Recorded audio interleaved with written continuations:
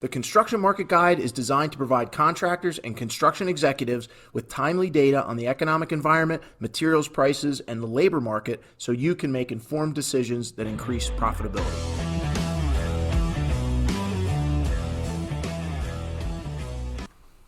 In today's Construction Market Guide, I'd like to talk about the yield curve. The yield curve is a graph that shows the interest rate or yield that you get on your money when you lend it out for various lengths of time. So if you walk into a bank and you lend them money through a bank CD for a 3-month term, typically the interest rate is going to be lower than if you lend it for 6 months, which is lower than if you lend it for a year, which is lower than 5 years, which is lower than 10. So the rates slope upward the farther out you go, a nice upward sloping line.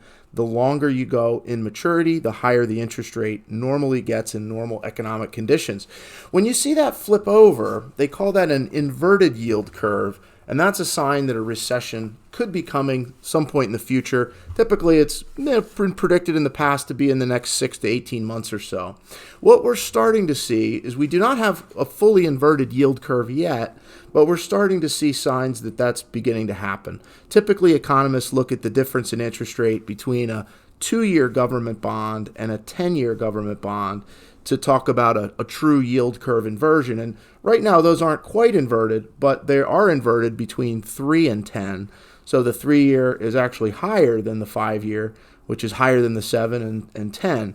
So we're starting to see the belly of the curve in the middle start to invert, which is a cause for concern as we look ahead at future economic conditions. Something that economists are certainly watching closely, and something that the Fed is looking closely at, as we've seen extremely high rates of inflation, which is causing the central bank in the U.S. to be concerned and to want to raise interest rates quickly to slow that down so we don't see inflation get out of control.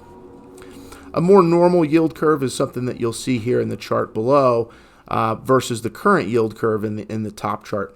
Unemployment, though, continues to decline, and we see a very low unemployment rate right now. Finding skilled workers continues to be a top challenge, and we see construction sentiment continues to be fairly strong as we look forward, although there's some concern in the Architectural Billing Index, particularly in the northeast region of the United States, where we see a bit of weakness relative to the south and some other parts of the country. Materials prices continue to be all over the place with massive increases in oil prices, although new housing starts continue to look pretty strong despite the fact that interest rates and mortgage rates have spiked up pretty substantially. So when we look across markets, we see that the hardest hit more recently has been the bond market.